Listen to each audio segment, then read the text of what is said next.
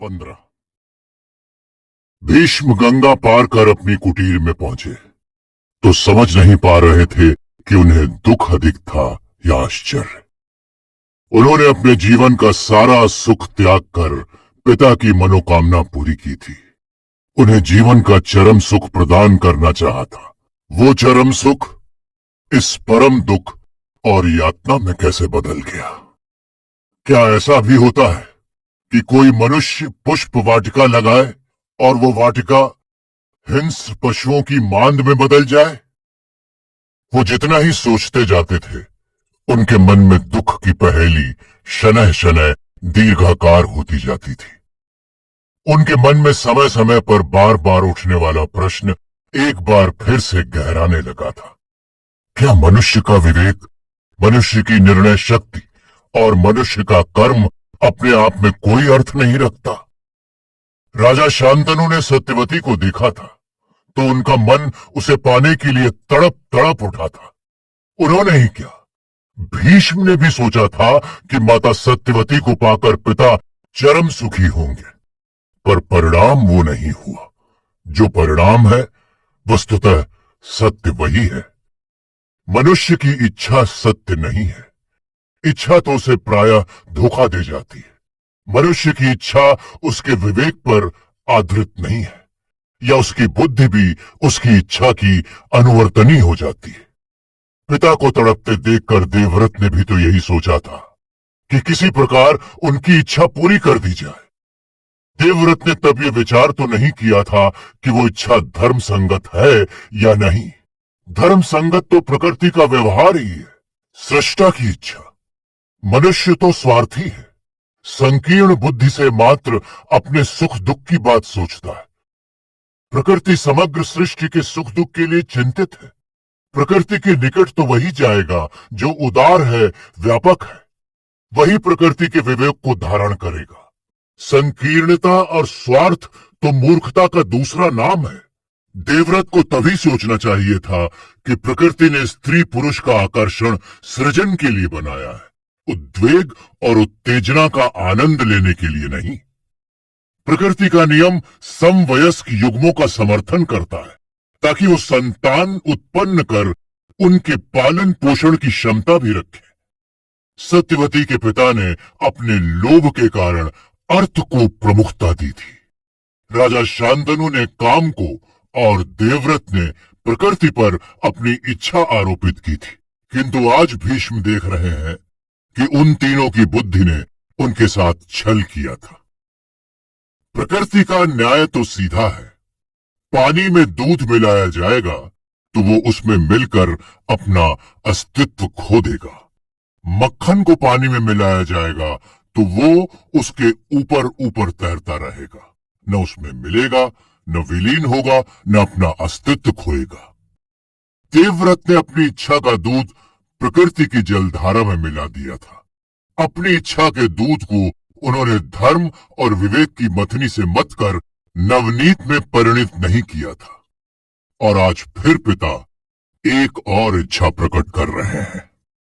राज्याधिकार और संतान के मोह में लिप्त उनकी बुद्धि फिर उन्हें प्रेरित कर रही है कि वो कुरु साम्राज्य भीष्म को अर्पित कर दे। पर क्या उनकी ये इच्छा भी उनकी पूर्णाशक्ति की उपज नहीं है?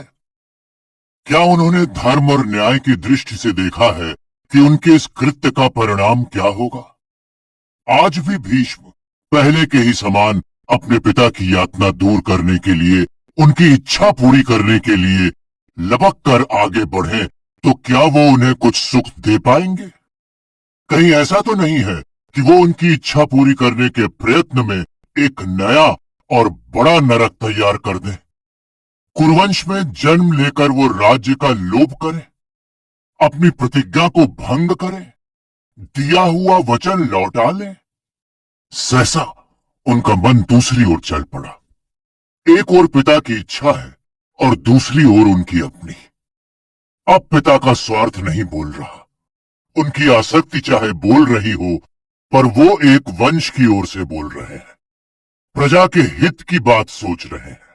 उनका तर्क व्यापक है और भीष्म तो केवल अपनी बात सोच रहे हैं, केवल अपनी प्रतिज्ञा की बात, केवल अपनी कीर्ति और ख्याति की बात, या बहुत हो तो अपने चरित्र की बात, तो किसका तर्क व्यापक है और किसका संकीर्ण?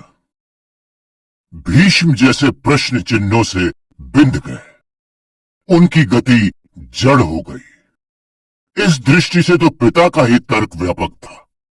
तो क्या भीष्म पिता की आज्ञा का पालन करें, उनकी इच्छा पूरी करें? तत्काल भीष्म सावधान हो गए। उनकी कल्पना में बिंदु सरीखी एक नारी मूर्ति उभरी और फिर क्रमशः विराट होती चली गई। उसकी तरंगे भीष्म के रक्त के कण कण में समा गईं। भीष्म ने जैसे सम्मोहनावस्था में पहचाना, वो गंगा थी, उनकी मां। उस मूर्ति के अधर निशब्द कुछ कह रहे थे। भीष्म सुन कुछ नहीं रहे थे, वो मात्र समझ रहे थे।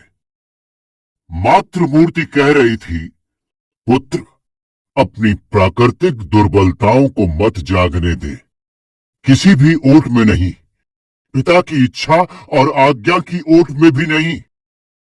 और सहसा भीष्म जैसे जाग उठे। क्या हो गया था उनको? क्या उनका अपना लोभ पिता की इच्छा की ओट लेकर कुछ अनर्थ करने जा रहा था? या सचमुच ही उन्हें सोचना चाहिए कि प्रजा पालन बड़ा धर्म है या प्रतिज्ञा पालन? धर्म और न्याय से पूर्ण शासन कर सामान्य जन का हित करना उनका धर्म है या अपने चरित्र का उत्थान और विकास? व्यक्ति अपने प्रति प्रतिबद्ध है या सृष्टि के प्रति? स्वार्थ तो स्वार्थ ही है, चाहे भौतिक सुख की दृष्टि से हो या आध्यात्मिक उत्थान की दृष्टि से। तो क्या भीष्म स्वार्थी हो रहे हैं? उनका विवेक जैसे फिर से अड़ गया। ये सारा चिंतन भी उनकी प्राकृतिक दुर्बलताओं से परिचालित है। कौन कह सकता है कि वे राज्याधिकार पाने के लिए प्रजा पालन का बहाना नहीं खोज रहे हैं? क्या प्रमाण है कि कल जब चित्रांगद राज्य संभालेगा तो वो उनसे श्रेष्ठतर राजा नहीं बनेगा? और फिर इच्छा तो इच्छा ही है, चाहे प्रजा पालन की हो या आत्म विकास की। इसका निर्णय कौन करेगा कि कौन सी इच्छा धर्मानुकूल है?